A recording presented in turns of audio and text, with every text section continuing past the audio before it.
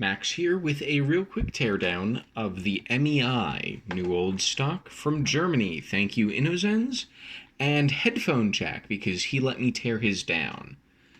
So here you can see the 8 keycaps you gotta pull off to access the screws to open this bad boy up. Once you've accessed them, you can just unscrew them, and they are held in back. The nuts for them are held for you on the back. So then, once you've knocked those out, you can just tilt this thing over, and the screws come right out. That's nice and easy for you. Then you've got to pry off the shitty little top thing here. It's easiest to do this at the top. It's got 4 locking lugs, 2 up top, 1, 2, and then 2 on the bottom, 1 around here, and 1 around here. The top ones are much easier, so it's easier to pry from the top and then sort of get the bottom ones out. This one already came out, and I just sort of had it sitting there, because these little shits like to die. Or at least it seems that way. After removing them once, it looks like they've already got stress lines. You totally can't see that there because my phone is a potato.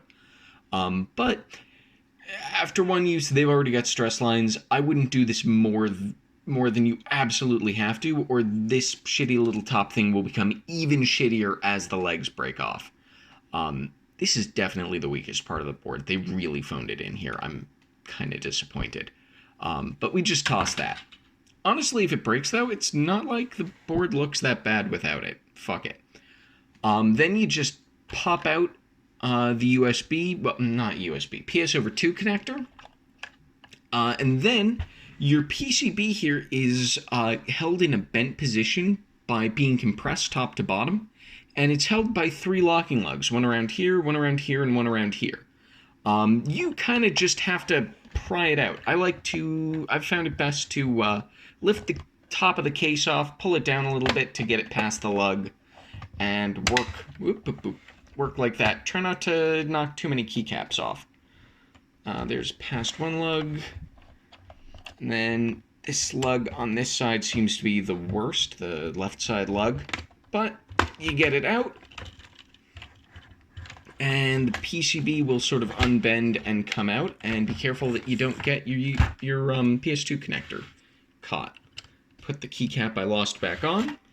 Here you can see it in all of its glory. Very thin. Look at the profile on these switches. They're tiny. They're minuscule. And they achieve their full 3mm of travel by having a little pin sticking out the bottom like their MX. The PCB itself is ultra thin as well and kind of bendy. It's a little tough to make out there because I don't have enough desk space to really give you a good view, but the PCB is pretty thoroughly bent, even in a relaxed configuration. It's kind of funny. You've also got 2 extra pads here. Just wanted to point that out. Kind of interesting.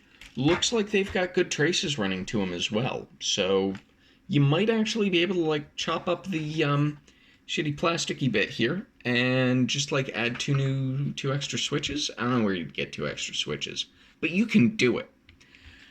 Also, you can take note, they've got some actually pretty good stabilizers here. I'm impressed. I took one apart, I put it back. Those are really good stabilizers. They're really good. Continuing with the teardown, we're most of the way there. We've just got this grounding wire here. It's held in by a screw.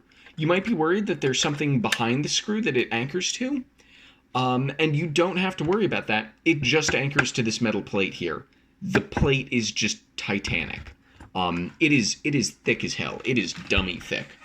To get it out, this is a little tough to show with the phone. It's held in on this side. That would be the left side. It seems to be held there. So I like to tilt it straight up and down with the left up top. Pull the left up, and you totally can't see this on the phone because I don't have enough desk space to put my phone far away. You pry the top up, and you pull the metal plate out, and the metal plate is definitely dummy thick. Really titanic. It's got a little bit of foam on the front of it. This is not particularly impressive foam.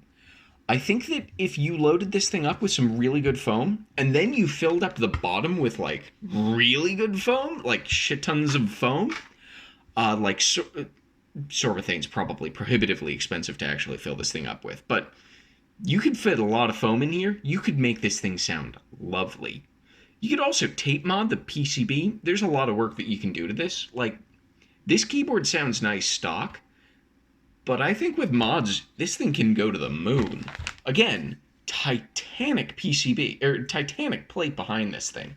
I mean, just gigantous. This thing weighs probably more than everything else combined.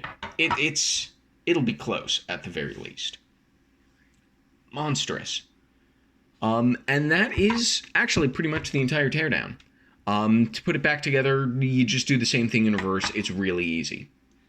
Yeah, that's the teardown. Hope it helps.